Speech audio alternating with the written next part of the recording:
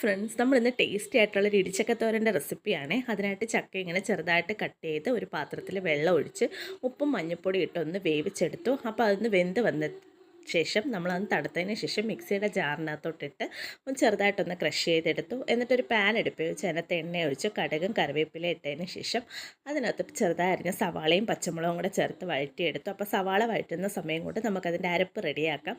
അതിനായിട്ട് കുറച്ച് തേങ്ങയും വെളുത്തുള്ളിയും മഞ്ഞൾപ്പൊടിയും മുളക് പൊടിയും ഗരം മസാലപ്പൊടിയും കുറച്ച് കുരുമുളക് പൊടിയും കൂടെ ചേർത്ത് മിക്സിയിലൊന്ന് ചതച്ചെടുത്തു. അപ്പോൾ നമ്മളെ സവാളയൊക്കെ നല്ലതുപോലെ വഴന്ന് വന്നു. അപ്പോഴത്തേക്ക് നമ്മൾ നേരത്തെ എടുത്ത് വെച്ചിരിക്കുന്ന ചക്കയും കൂടെ അതിൽ ചേർത്ത് കൊടുത്തു. എന്നിട്ട് നല്ലോണം വഴറ്റിയതിന് ശേഷം അരപ്പും കൂടി അതിനകത്തോട്ടിട്ട് ഒന്ന് തട്ടിപ്പൊത്തി വെച്ച് കൊടുത്തു. എന്നിട്ട് നമ്മളൊരു 5 മിനിറ്റ് കഴിഞ്ഞതിന് ശേഷം ഒന്ന് ഇളക്കി ആവശ്യത്തിനുള്ള ഉപ്പും ചേർത്ത് നല്ലതുപോലെ ഇളക്കി കുറച്ച് കറിവേപ്പിലയും കൂടെ ചേർത്ത് കൊടുത്തു. കിട്ടില്ല ടേസ്റ്റാണ്, എല്ലാവരും ട്രൈ ചെയ്ത് നോക്കുക. അപ്പോൾ ഇത്രയേ ഉള്ളൂ ഇന്നത്തെ വീഡിയോ. അടുത്ത വീഡിയോ കാണുന്നത് വരെ tata bye bye, see U.